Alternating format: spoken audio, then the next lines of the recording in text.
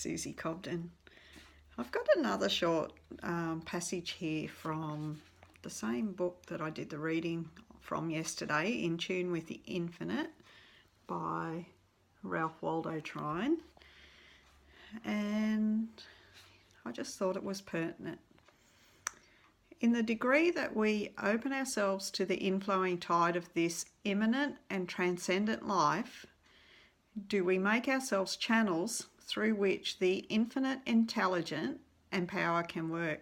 This was 1908. I'm blown away that this was so long ago and there are still so few people who are aware and using these laws.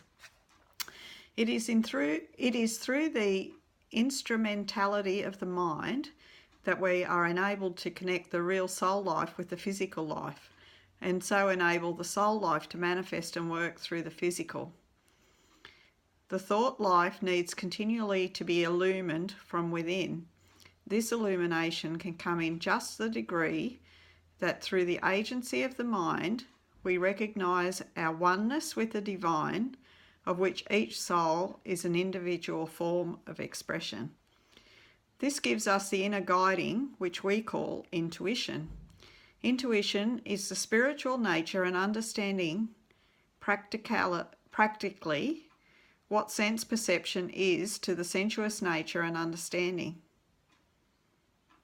It's an inner spiritual sense through which man is opened to the direct revelation and knowledge of God, the secrets of the nature and life, and through which he is brought into conscious unity and fellowship with God, and made to realise his own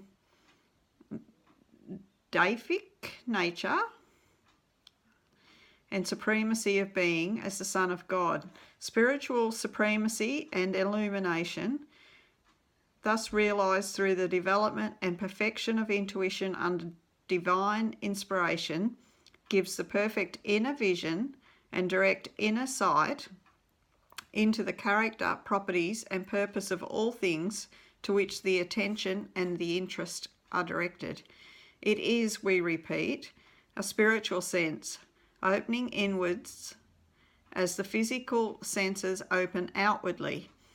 And because it has the capacity to perceive, to grasp, and to know the truth at first hand, independent of all external sources of information, we call it intuition. All inspired teaching and spiritual revelation are based upon the recognition of this spiritual faculty of the soul and its power to receive and appropriate them. Conscious unity of man in spirit and purpose with the Father, born out of his supreme desire and trust, opens his soul through this inner sense to immediate inspiration and enlightenment from the divine omnificence and the cooperative energy of the divine omnipotence, under which he becomes a seer and a master. On this higher plane of realised spiritual life in the flesh, the mind holds the impersonal attitude and acts with unfettered freedom and unbiased vision, grasping truth at first hand, independent of all external sources of information. Approaching all beings and things from the divine side, they are seen in the light of the divine, God's purpose in them, and so the truth concerning them, as it rests in the mind of God, are thus revealed by direct illumination from the divine mind, to which the soul is open inwardly through the spiritual sense we call intuition. Some call it the voice of the soul, some call it the voice of God, some call it the sixth sense. It is our inner spiritual sense. In the degree that we come into the recognition of our own true selves, into the realisation of the oneness of our life with the infinite life, and in the degree that we open ourselves to this divine inflow, does this voice of intuition, this voice of the soul, this voice of God speak clearly. And in the degree that we recognise, listen to and obey it, does it speak ever more clearly.